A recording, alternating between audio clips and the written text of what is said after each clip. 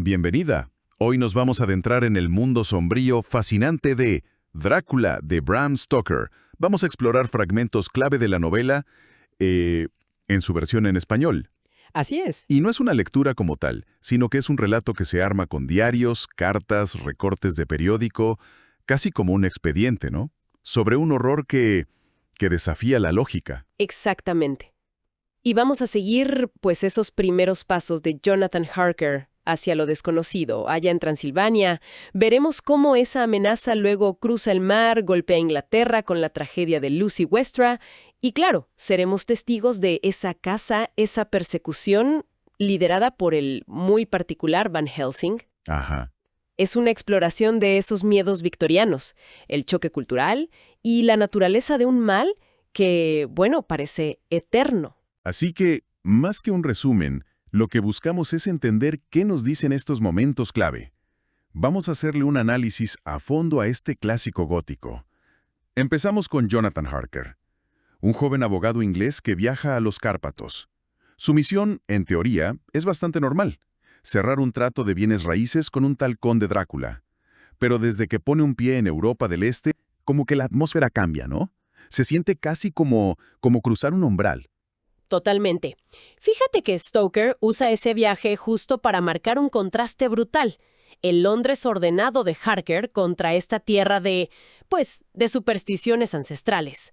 Harker nota detalles que lo empiezan a inquietar. Comidas raras, como el paprikanshendel, este guiso de pollo que le da una sed terrible, o la mamaliga, como una polenta. Pero lo más fuerte son las advertencias, ¿no? La gente local que se persigna nomás al oír el nombre de Drácula. Y está esa escena con la posadera.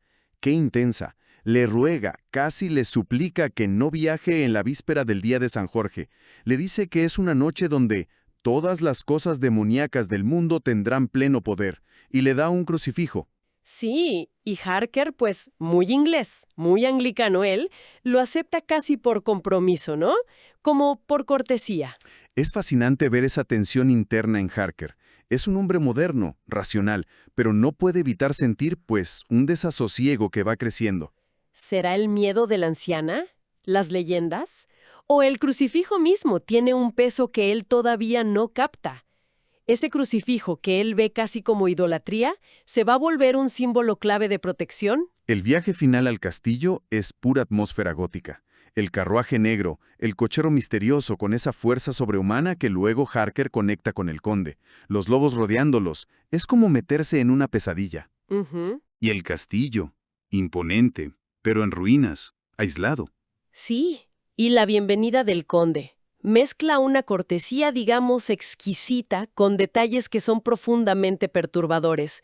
Esa fuerza descomunal al darle la mano, su palidez, sus hábitos nocturnos. La inquietud de Harker va escalando rapidísimo.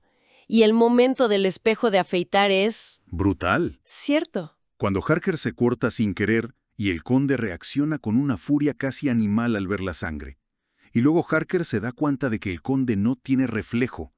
Ahí es la confirmación de que algo está terriblemente mal.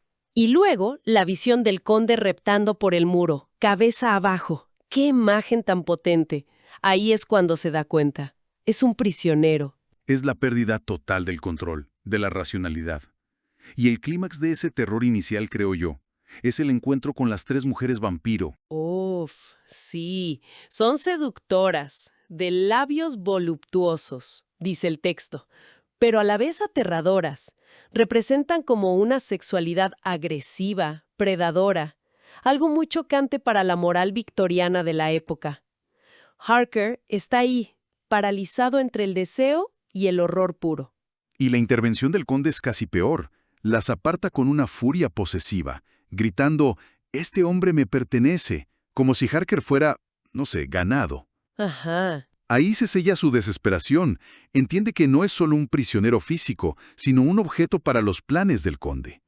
Mientras Harker está atrapado en Transilvania, en esta pesadilla, en Inglaterra la vida parece seguir su curso normal, ¿no? Sí, al menos en apariencia. Ahí conocemos a Mina Murray, la prometida de Jonathan, y a su amiga, Lucy Westenra. Lucy es como la antítesis de lo que está pasando allá. Es vitalidad pura, belleza, quizá un poco coqueta para la época. recibe 3 propuestas de matrimonio en un solo día. Jaja, sí. Y elige a Arthur Holmwood. Sus cartas con Mina están llenas de planes de boda, de vida. Representa esa normalidad, esa alegría que Drácula viene a destruir. Pero la sombra no tarda en llegar. El escenario se mueve a Whitby, un pueblo costero donde Mina está visitando a Lucy. Y entonces llega el Demeter. Esa escena es magistral, ¿verdad? Híjole, sí. Es puro horror gótico marítimo. Un barco fantasma que entra al puerto solo, en plena tormenta, encallado con violencia. Y el capitán muerto, atado al timón, aferrando un crucifijo. Es la imagen perfecta de la invasión. El mal que viene de fuera, oculto, trayendo la muerte. Y ese perro enorme que salta del barco y desaparece.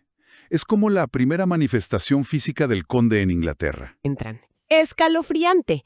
Describe cómo la tripulación va desapareciendo, uno a uno, cazados por una presencia que al principio es invisible, y luego describen como un hombre alto y delgado y sepulcralmente pálido. El detalle de que el cuchillo lo atraviesa vacío como el aire, terrorífico. ¿Y la carga del barco? Cajas de tierra, tierra de Transilvania. Esto es clave para entender al vampiro, ¿no? Fundamental. Necesita su tierra natal para descansar, para mantener su poder lejos de casa. Es como su ancla, pero también, ojo, su vulnerabilidad. Inmediatamente después de esto, Lucy empieza a cambiar. Ese sonambulismo que se pone cada vez peor. Y la escena en el cementerio. Mina la encuentra de noche en su banca favorita y ve algo oscuro, inclinándose sobre la blanca figura. Sí, y después descubre 2 pequeñas heridas en el cuello de Lucy. Mina, todavía muy inocente, cree que fue un alfiler. Pero sabemos que es el primer ataque directo de Drácula. Y es significativo que ataque a Lucy, ¿no? La más vibrante, la más viva. Empieza a drenarle la vida literalmente. Su deterioro es rapidísimo y desconcierta a la medicina de la época. Aquí entra en escena el Dr. Seward, uno de los pretendientes que Lucy rechazó y que dirige un manicomio. Y tiene a este paciente Renfield. ¿Qué onda con Renfield? Parece conectado con todo esto. Renfield es un personaje fascinante y muy trágico. Su obsesión por consumir vida, moscas, arañas, pajaritos, para absorber su fuerza vital, es como un eco grotesco del vampirismo de Drácula. Y su percepción de la llegada del amo, como él le llama, sugiere una conexión psíquica con el conde. Funciona casi como un barómetro del mal cercano. Seward, pues, se ve superado. No entiende qué le pasa a Lucy y llama a su mentor, el profesor Van Helsing. Y él sí parece entender lo que ocurre. ¿Qué tiene Van Helsing que los otros no? Van Helsing es la clave de todo. Es un hombre de ciencia, sí, un médico respetado, pero tiene una mente increíblemente abierta. No descarta el folclore, las leyendas, lo que la ciencia de su tiempo llamaría superstición. Reconoce los signos del vampirismo porque conoce esas tradiciones antiguas. Es la fusión perfecta entre el conocimiento moderno y la sabiduría ancestral. Y ahí empieza esa lucha desesperada por salvar a Lucy, las transfusiones de sangre. Sí, de Arthur, de Seward, de él mismo, hasta de Quincey Morris, el pretendiente texano. Y el uso del ajo. Es curioso cómo estos elementos tan folclóricos tienen un poder real en la historia. Exacto. Las transfusiones son un intento de reponer la vida que Drácula le está robando, un acto casi íntimo, desesperado. Y el ajo, el crucifijo, son armas contra una entidad premoderna, precientífica. Pero la tragedia golpea. La madre de Lucy, sin saber, quita el ajo de la habitación. Y luego viene el ataque del lobo, orquestado por Drácula, que rompe la ventana y deja a Lucy expuesta otra vez. Al final, muere. Pero la muerte no es el final, ¿verdad? Van Helsing sabe que Lucy ahora es peligrosa. Correcto. Y aquí Van Helsing tiene que, digamos, educar al grupo sobre la verdadera naturaleza de su enemigo. Les habla del no muerto, del Nosferatu. Describe sus poderes, la fuerza sobrehumana, el control de animales y elementos como la niebla o la tormenta. Puede cambiar de forma, incluso practica la nigromancia. Los muertos por él están a sus órdenes. pero también tiene limitaciones. Esas debilidades son cruciales para la cacería. La necesidad de su tierra, no poder entrar a un lugar si no lo invitan la primera vez, la repulsión al ajo y a los símbolos sagrados como el crucifijo o la hostia consagrada, y la luz del sol que aunque no lo destruya directamente, lo debilita mucho, ¿no? También mencionan su origen, un voivoda, un líder guerrero de Transilvania. Sí, se alude a su pasado histórico. Un luchador contra los turcos, famoso por su astucia, pero también vinculado al oculto. Se dice que estudió en la Escolomancia, una escuela legendaria de magia negra donde el diablo reclamaba almas. Stoker mezcla folclore, historia y ficción de una manera genial para crear esta figura tan compleja y aterradora. Y todo este conocimiento se aplica de forma, brutal en la escena post-mortem de Lucy. Primero, los rumores de la Blue Veil Lady, la dama hermosa que ataca niños. Van Helsing sabe que es Lucy, ya convertida. La confrontación en la tumba es terrible. Primero la encuentran vacía, y luego la ven transformada, seductora pero monstruosa, atrayendo a un niño. Cuando regresan al día siguiente, ella yace en el ataúd, pero ya no es la Lucy que conocían. Y llega el momento de la estaca. Es Arthur, su prometido, quien tiene que hacerlo. ¿Qué escena tan dura? Devastadora. Stoker no se guarda detalles. Los labios cubiertos de espuma sanguinolienta, el cuerpo retorciéndose. Es un acto de violencia extrema, pero se presenta como un ritual necesario para liberar el alma de Lucy de la maldición. Solo después de clavarle la estaca, cortarle la cabeza y llenarle la boca con ajo, su rostro recupera la paz. Es un exorcismo brutal, la verdad. Una vez que pasa el horror inmediato de Lucy, la pregunta es, ¿cómo detener a la fuente de todo esto? Y ahí es donde la cacería de Drácula realmente empieza. Exacto. Ahora el grupo está unido por el dolor y por la determinación. Saben que deben encontrar y esterilizar las cajas de tierra que Drácula trajo consigo. Son sus refugios, su conexión con Transilvania. Usan las investigaciones de Harker sobre las propiedades que compró el conde, Carfax, Piccadilly, para localizarlas. Y las esterilizan usando la hostia sagrada. Otra vez, un símbolo religioso con un poder tangible en este universo. Mientras tanto, Renfield tiene su momento trágico. Sí, pobrecito. En un instante de lucidez, intenta advertirles, sobre todo a Mina, del peligro que se acerca. Pero Drácula, sintiéndose desafiado o quizá traicionado, lo ataca brutalmente. Renfield muere poco después, pero su advertencia llega demasiado tarde para evitar lo peor. Porque Drácula va directamente a por Mina. La escena en la habitación es, yo creo, de las más perturbadoras de toda la novela. Sí. Es una relación a muchos niveles. Drácula neutraliza a Jonathan, bebe la sangre de Mina y luego, en un acto de profanación y dominación absoluta, se corta el pecho y la obliga a ella a beber su sangre. Es como una parodia oscura de la comunión o del matrimonio. Carne de mi carne, sangre de mi sangre, le dice. Y con eso crea un vínculo psíquico. La condena a convertirse en vampiro si él no es destruido antes. Y la marca de la hostia en la frente, que le quema la piel. Qué imagen tan terrible, ¿no? De profanación. Es la marca física de esa corrupción forzada, una fuente de vergüenza y horror para Mina. Pero, irónicamente, este vínculo se convierte en el arma principal contra Drácula. Van Helsing se da cuenta de que puede hipnotizar a Mina en los momentos de transición, amanecer, atardecer, y usarla como un radar para rastrear al conde. Y a través de Mina descubren que está huyendo, en el barco Sarina Catherine, hacia Varna. Pero luego, Drácula cambia de planes.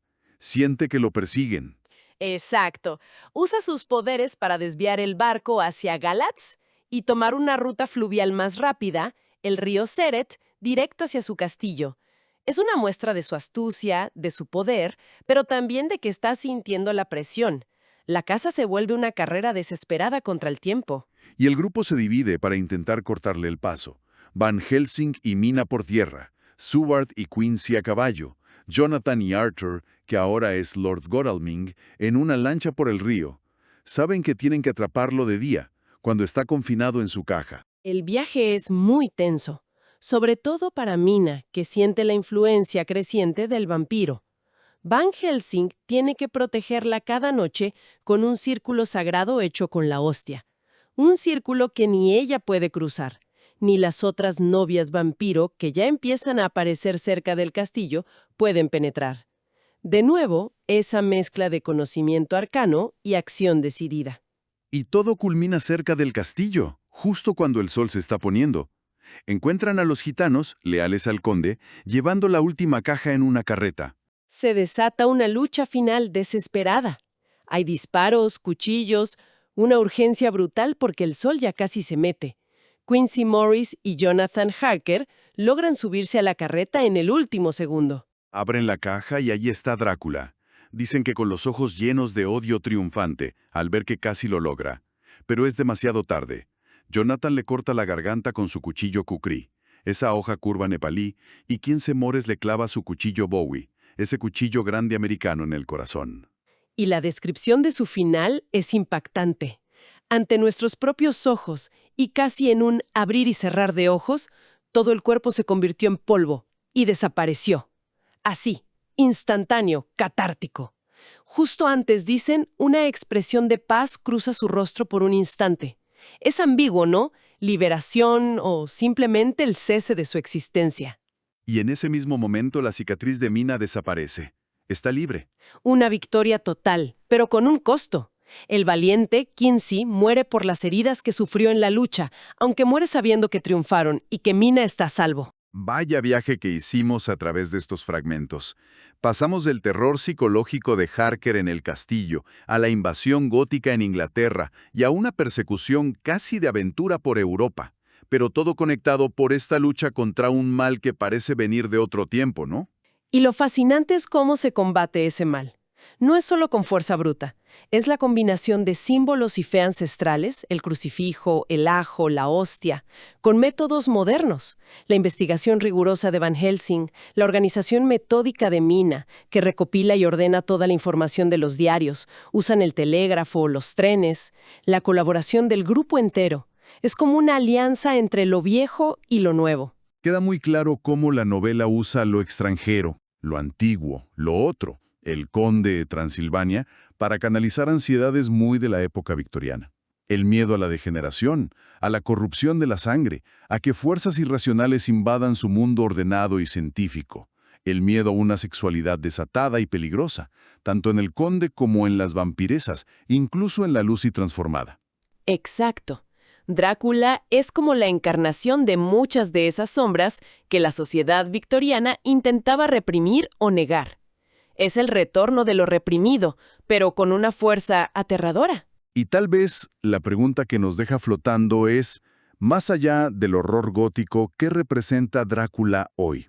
En un mundo con nuestros propios miedos a lo desconocido, a lo que no podemos controlar, necesitamos todavía esa mezcla de análisis racional, de conocimiento y algún tipo de convicción profunda, llámese fe, ética o simple determinación, para enfrentar nuestras propias oscuridades. Algo en qué pensar, ¿no?